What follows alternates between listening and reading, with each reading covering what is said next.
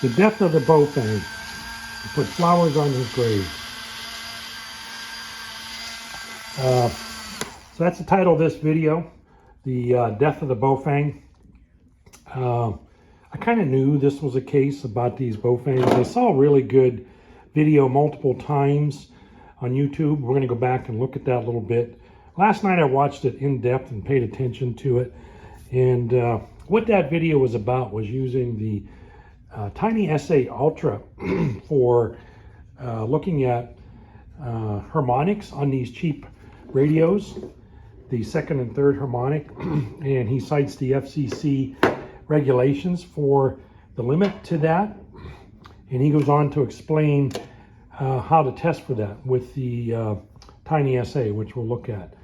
And I was curious to see what my Baofengs did. I originally had a UV5R that I used to play around with, dual band, 2 meters, 70 centimeters, and it was bad. I mean, the 2 meter portion was just as bad as this Radio Ditty that the guy was testing in this video.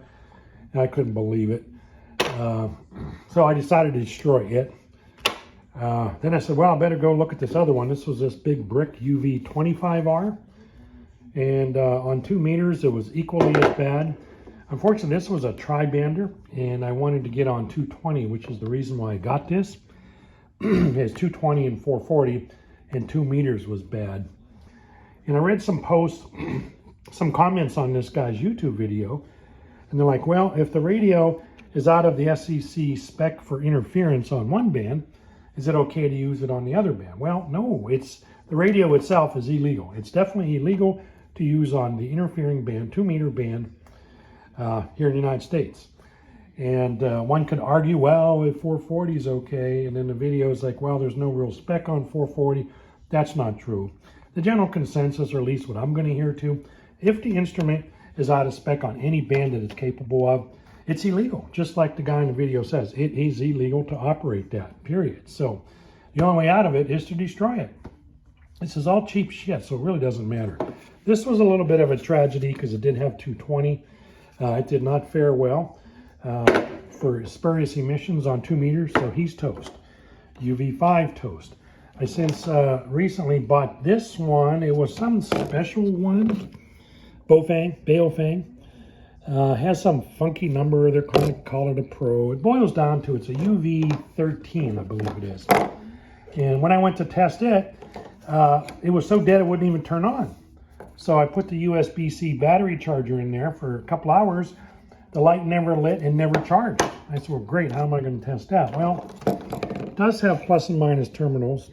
So you'll see in my other pictures, I just put an external power supply, tested on 2 meters, and it was close. It was a lot closer. The second harmonic was actually within spec, which says it has to be below 40 dB and less than 25 microwatts of emission on any radio less than 25 watts, which all of these radios were. So unfortunately, all 3 of these toast. They're all going in the shit can. 1, 2, the other half of 2. Bam, antenna, not good. Metal filings, be careful, don't get those stuck in your finger. Battery, I know you're not supposed to dispose of it, but I don't see how it can harm it. It's so freaking dead. It's inert. It's like a piece of cement. It's brick. And this guy here, rest in peace. Bam, wasted money. Wasn't expensive, but anyway. Okay, we're going to go in the house. We're going to talk about these measurements and the video and my personal feelings and why I'm so passionate about this and why I think everybody at least owes me the decency and respect to listen to my opinion, which I'm going to expound upon later on in this video. So here we go. Okay, let's progress into this video that I call the death of the Baofeng. So I've seen this video before. Some other local hams were talking about this, or at least one ham brought this up. 2 of them actually on Simplex here, 14658, and he talked about this. This guy here, what's he call himself? The Smoking Ape ham radio. He's one of these so-called proclaimed experts on everything. He actually does a really good job. There's one area that's somewhat misleading because he didn't have the information. I did leave a comment in his comment section here of what I thought he should include it on that. But what he's doing here, he's talking about the purity and power, spectral purity, which is harmonics for a lot of these cheap Chinese radios. So this one is a Radio Ditty. I call it Radio Oddity. I have a couple radios made by Radio Oddity. This is a new one built by him. I really, really encourage the readers to go find this video because he brings up some points he shows, excuse me, about looking up an FCC ID and see what information the FCC has on a manufacturer. This is a new radio that just came out. So these people had to apply for some sort of FCC type acceptance. So I'm just going to blow through some of this video here. Folks, so in today's video, we are going to do some power tests. And so we're going to skip that. He goes through some power tests. We don't need to worry about faster, that. Smarter, only at PCBWay.com. Yeah, the advertising. Okay, so forget about the power. Hopefully, so it's a little tricky around. Let's go. I had a frog in my throat. Anyway, let's move forward. You're in Radio Ditty, Radio Oddity sent him this radio, which then asked him the review. Okay, here's some type acceptance stuff. Let's look at this here. So, okay, play. Right here, 2AN62GS10B. Whatever. Let's copy that. Let's go over to the FCC here we go. website. So he goes to the FCC. Our FCC ID and do a quick search. And here it is, display records. So there is some detail here. Yeah. Okay, if we click on here, let's take a look at this one, FCC difference description. So here you go, Office of Engineering Technology, subject to explanation of differences between product types. So this FCC ID is used for model number GS10B, GS10B Pro. The GS10B Pro is not out yet, so expect to see that at some point in time. Otherwise, they would have never filed this. Yeah. Let's see, they also filed FCC short and long-term confidentiality request.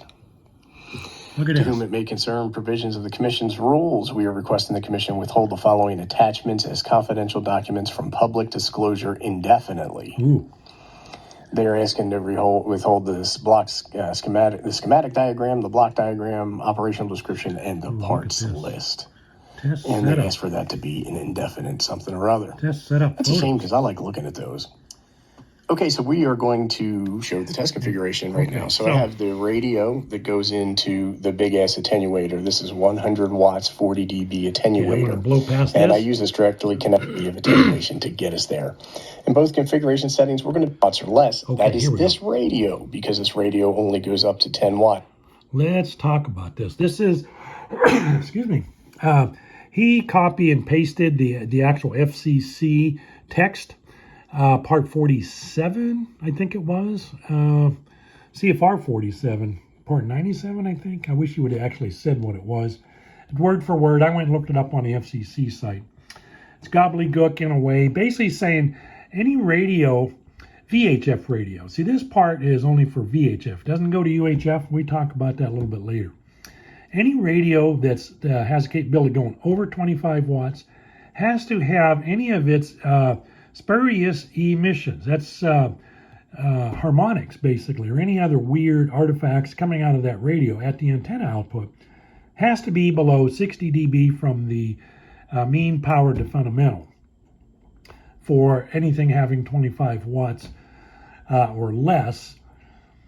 And let's see, not exceeding, so basically saying for any radio that's less than 25 watts, that spurious emission has to be below 40 dB, which is weird how they would do that, and must not exceed 25 microwatts of the fundamental frequency, but need not be reduced below 10 microwatts. Why has he done that? I don't know.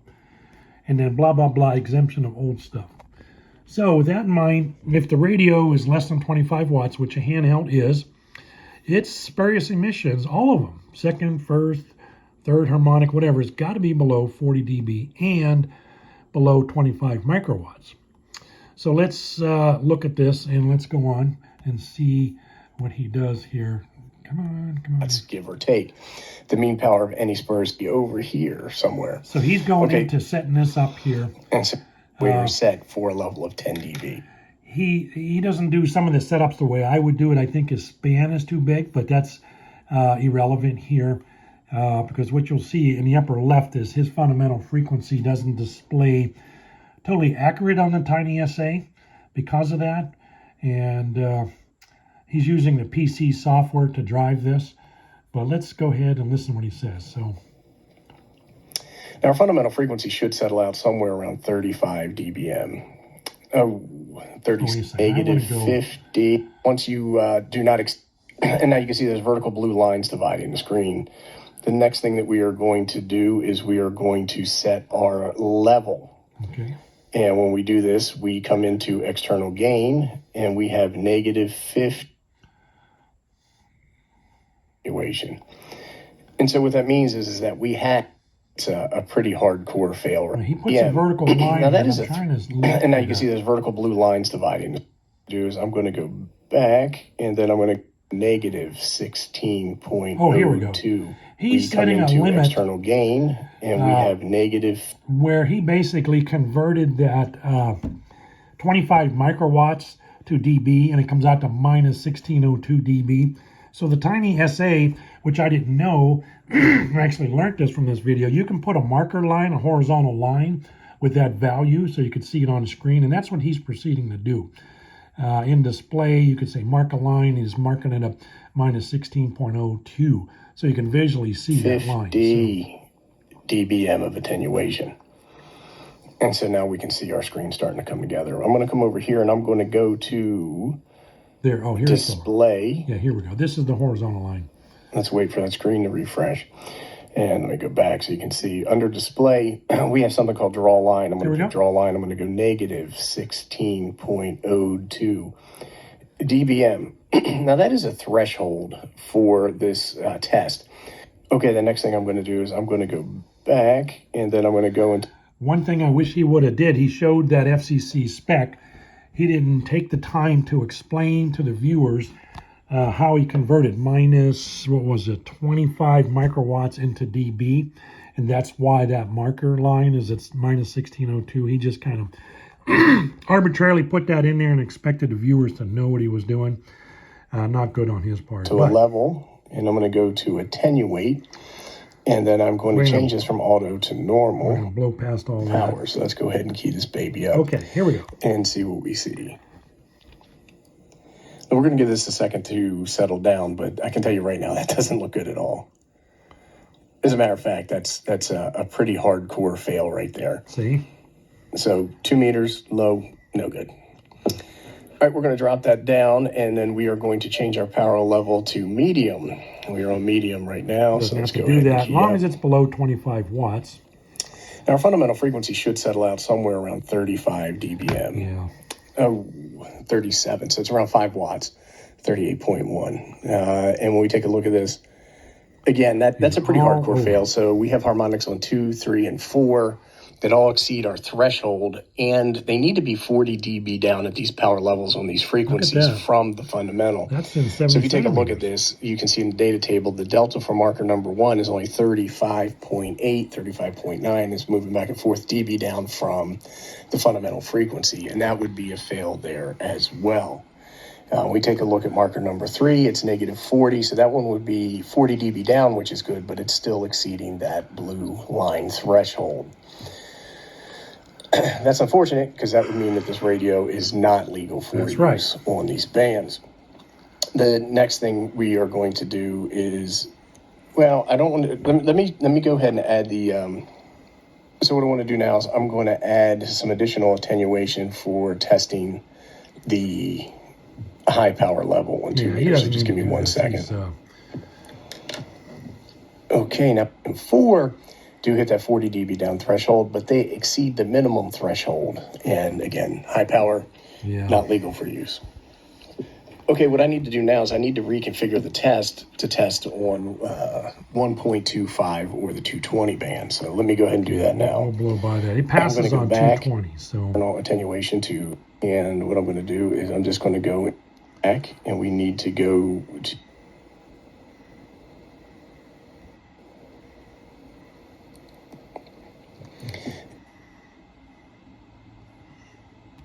Give it a second to settle down. And it looks good. You know, it's really disappointing that we had the problem on 2 meters, because that does make us illegal to use on that particular band. But for 220, it looks fine. And there is no harmonic requirement on 70 centimeter band, so we're not going to test that. Oh, he's wrong there. So let's talk about that real quick. I'm a little disappointed. I like this guy. He didn't even do the research to look it up. So if you go look it up, I cut and pasted excerpt right out of FCC. It's in part 15, spurious intermission in the UHF band. So it actually has it covered, 216 to 960, that's UHF. They measure it in different measurements. They go by field strength. So most spurious emissions must comply with the general limits specified. They do mention 15 CFR 15209, which will vary with frequency. Field strength 200 microvolts per meter at 3 meters. And somebody did some conversion here, approximate effective EIRP in dBm. It's minus 41.2. So he could have looked for that. That's a whole different talk show. There's conjecture on why the FCC didn't or use these units. And the thinking goes is because the second harmonic and third harmonic is going to be double these frequencies. And it's going to be high enough that most hams or most people don't have test instrumentation, or they didn't at the time of this writing, to do that, right? So if this was 440, the first harmonic double that is 880. Third of that, you're up in a 1 point something gig. So probably why they didn't do that. But let's move on. It's not relevant to what we're talking about here. So anyhow, that's going to wrap it up. I'd like to say thanks, Radio Oddity, for sending this radio to me for my consideration. Thank you for watching, everybody. If you have any questions, comments, suggestions, or recommendations, go ahead and post them below, and I'll do my... All right, let's go over to our radio. We come into external gain to give or take. The mean power of any spurious emission supplied to the antenna at 25 microwatts. The signal must also be 40 dB below the mean. I'm going to go to my main menu. And so now we can see our screen starting to come together. I'm going to come over, and we are going to do 10 dB of internal to settle down. But I can tell you right now, that doesn't look good at all. As a matter of fact, that's a pretty hardcore fail right there. So 2 meters low, no good. All right, we're going to drop that down, and then we are going to change our power level to medium. We are on medium right now, so let's go ahead and key up. Now, our fundamental frequency should settle out somewhere around 35 dBm. Oh, 37, so it's around 5 watts, 38.1. And when we take a look at this, again, that's a pretty hardcore fail. So we have harmonics on 2, 3, and 4 that all exceed our threshold, and they need to be 40 dB down at these power levels on these frequencies from the fundamental. So if you take a look at this, you can see in the data table, the delta for marker number 1 is only 35.8, 35.9. It's moving back and forth dB down from the fundamental frequency, and that would be a fail there as well. We take a look at marker number 3, it's negative 40, so that one would be 40 dB down, which is good, but it's still exceeding that blue line threshold. That's unfortunate, because that would mean that this radio is not legal for use on these bands. The next thing we are going to do is, well, I don't want to, let me go ahead and add the, so what I want to do now is I'm going to add some additional attenuation for testing 53. Anyway, I'm going to... So I wonder why it would have some trouble on 2 meters and no problems at all on 440, but that's the case. Okay, what we're going to do is we're going to take that extra attenuation that we put in here out. Anyway, he made a comment that said it's illegal to operate, which it is, because the FCC says it is, and I wish I would have caught that, but let's go on. So I tested my Baofengs, whatever, and compared them to what I consider my good HT, which is a new FT5DR that Valerie bought me. Let's go look at the Baofeng UV5R-1. So here it is here. I actually paint shopped it. You can see I never even pulled the plastic off my tiny SA, which I should do. But it's bad. So it's just like he showed. There's the marker line, 25 microwatts. So any of the spurious emissions. Here's the fundamental, around 35 dB. It's about 5 watts. I have probably 60 dB of attenuation. It should show up here someplace. 50 dBm plus additional internal 10. And anyway, look at this second harmonic. So I don't know if we can see that here. Oh boy, it's only minus 18. At this wattage, that needs to be down minus 40. And it has to be below 25 microwatts, which is this line here. It's nowhere close. That's actually pretty goddamn close to the fundamental. Same thing with the third harmonic. Not good. So, and then let's compare that. Let's see what we're looking at here. UV5R-2. This just shows my test setup, which is the spectrum analyzer, tiny SA Ultra, as you can see, set up the way Mr. Wizard over here explained. And there's my attenuators. I have a 40 and a 10 plus a built-in 10 transmit on 1465Q. That just goes to show you that. So we're done with this. We're not doing UHF. Okay, so let's go look at my Yaesu FT5DR 1. So, wow, no surprise there. There's the fundamental, about 36 dB, it's about 5 watts. And look at that. So anything above the blue reference line, which is the 25 microwatts, I should have marked it here, is bad. Anything below it is good. So we're way below minus 4 dB. In fact, this is 65. In fact, that's below what the FCC limit is for high power, from 25 greater than 25 watts. So we're really below that. That's the Yaesu FT5DR. Hoo-hoo. Pretty happy with that. So let's move on to the Baofengs. And we looked at the UV5R. And I think someplace there's a UV5R test setup, same as before. I think we looked at that. That's bad. So I said, well, wonder what the deal is with my big brick, my UV5. I end up making a conscious decision to destroy these radios. So I had one other one, this UV13 that I recently bought. And it turns out that the battery was so dead I couldn't even charge it. Radio wouldn't power on. I put a USB-C plug in it for an hour. Never took a charge, never came up. I had to end up running it on clip leads and on an external power supply. And there's my hookup, 40 dB, 10 dB, internal 10 dB for 60 dB, as Mr. Wizard explains in his video. And let's see what he looked like. And interestingly enough, the second harmonic was kind of okay. Remember, it had to be below 25 microwatts, which this one is, and it had to be below 40 dB if the radio was less than 25 watts. And the way dBs work, the higher the minus dB number, the lower the signal is. So it only had to be minus 40, and it's all the way down to minus 52 in a second. Well, we lose it on the third harmonic. Third harmonic is still below 40 dB, but it doesn't pass the threshold for minus or 25 microwatts. So close, but no cigar. I'm thinking, oh boy. So he's toast. And there's the radio there. They called it some big, TP8 Pro Market Edition, blah, blah, blah. That's why I bought it. It was supposed to be this extra professional industrial one. Bull caca. It didn't do any better. I mean, it did a little bit better. So then I got this TTY, this mobile rig, or TYT is named the company, TH9000, 65 watt mono band 2 meter radio. I bought it for my packet radio. It's supposed to be a clone, a lookalike of the Alinco 235, I think it is. So I bought one of those. And I said, oh boy, am I going to have to destroy this one? I don't know. So we hooked it up. I put it on low power, which is 10 watts. They don't have anything lower than that. And to my chagrin, it passed with flying colors. So the second, third, fourth harmonic are all below 25 microwatts, way below minus 40. In fact, it's below minus 60, but it is greater than a 25 watt radio. So anyway, yeah, we're minus 62, minus 64. Hoo-hoo.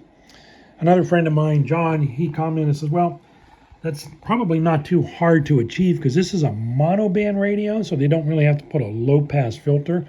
Or it would be easier to put a low-pass filter because they don't have to worry about 440 and whatnot. So that part was really good. So what I end up doing is I don't know if I have these pictures or not. I destroyed them. I drilled holes through all of them here. Oh man, maybe I got rid of them all. I don't know. But needless to say, hammer and threw them away. And my thinking on this, let's see if we can find it here. Destroy. Anyway, I don't need to see this. I deleted a bunch of screenshots here before I made this video.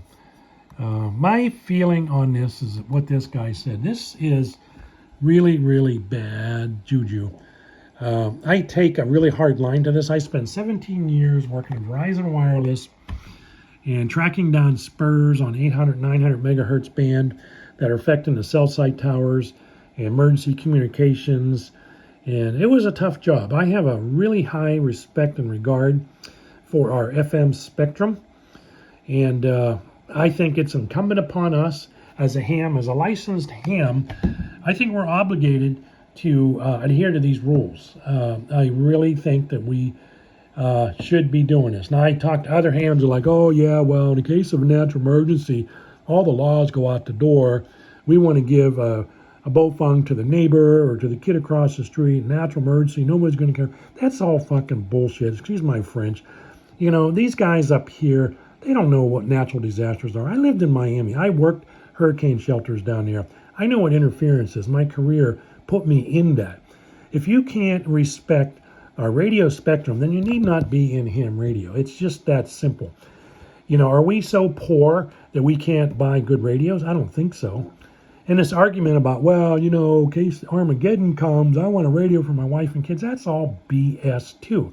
That's like saying you don't even value your family, your friends, your neighbors if you got to buy them cheap shit. If you got to buy them $25 emergency radios, that's really weak. That's telling me that you don't even care about them, because now you're going to let them interfere with potentially emergency communications, which are aimed at helping you, the people you're trying to protect. So why would you even do that? If you wanted reliable, safe communication equipment, then you would buy FRS radios. Motorola makes FRS family radio systems that are within spec. You know, there's real no good excuse in my book to be buying these radios. And why China is allowed to let these things in.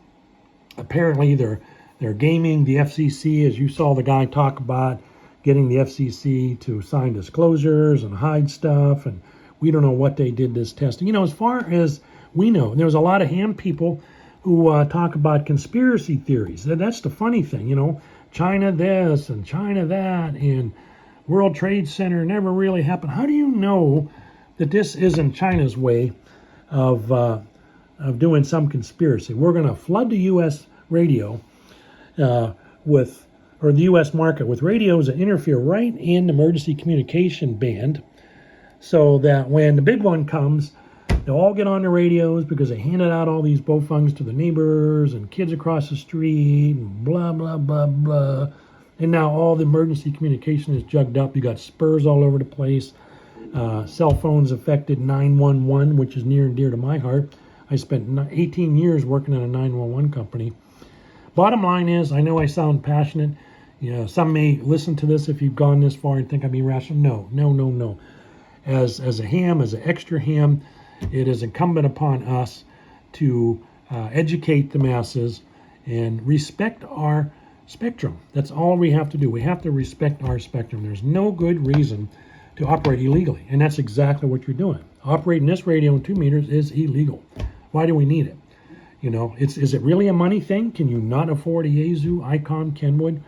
No. So please, if you're reading this and listening to us, think about this. Everybody should just drill holes in the radios, throw them away, because any argument you come up is never going to pass muster. It just isn't. This whole thing about, oh, well, you know, all the rules go out the window in natural emergency. Yeah, well, if you were a good ham, a good responsible person, and you really, really respected our spectrum, you would have a plethora of compliant, reliable radios like FRS radios, GMRS if you will, that are compliant, that are FCC type accepted and are within our federal communication limits. Not China, not Europe, not France, not Russia.